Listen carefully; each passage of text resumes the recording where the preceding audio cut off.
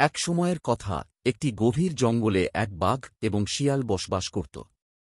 বাঘ ছিল শক্তিশালী এবং ভয়ঙ্কর, আর শিয়াল ছিল চালাক এবং বুদ্ধিমান। একদিন বাঘ অনেক ক্ষুধার্ত ছিল, কিন্তু সে কোন শিকার ধরতে পারছিল না। সে জঙ্গলের মধ্য দিয়ে হেঁটে বেড়াচ্ছিল, তখন সে শিয়ালকে দেখতে পেল। বাঘ শিয়ালকে দেখে বলল, শিয়াল ভাই, আজ আমি খুব ক্ষুধার্ত। তুমি যদি আমাকে কিছু খাবার দিতে পারো, তবে আমি তোমাকে ছেড়ে দেব। শিয়াল চালাকি করে বলল, ঠিক আছে বাঘ ভাই, আপনি আমার সাথে চলুন। আমি আপনাকে একটি স্থানে নিয়ে যাব যেখানে প্রচুর খাবার পাবেন। বাঘ শিয়ালের কথায় বিশ্বাস করে তার সাথে চলতে শুরু করল। শিয়াল বাঘকে এক গ্রামের কাছে নিয়ে গেল। গ্রামের বাইরে একটি গরুর খামার ছিল।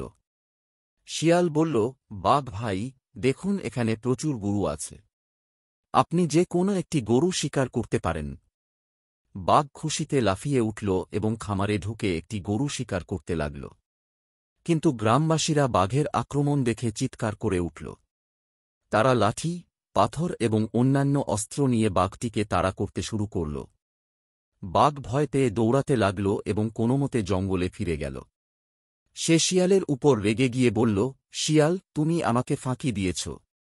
তুমি আমাকে গ্রামবাসীদের কাছে নিয়ে গিয়েছিলে। শিয়াল হাসতে হাসতে বলল, বাঘ ভাই, আমি তো আপনাকে বলেছিলাম যে খাবার পাবেন, কিন্তু আমি কখনোই বলিনি যে সেটা সহজ হবে। বাঘ বুঝতে পারল যে শিয়াল তাকে চালাকি করে ফাঁকি দিয়েছে। সেই দিন থেকে বাঘ শিয়ালের প্রতি আরও সতর্ক হয়ে গেল। এইভাবেই শিয়াল তার বুদ্ধিমত্তা দিয়ে বাঘের থেকে বেঁচে গেল।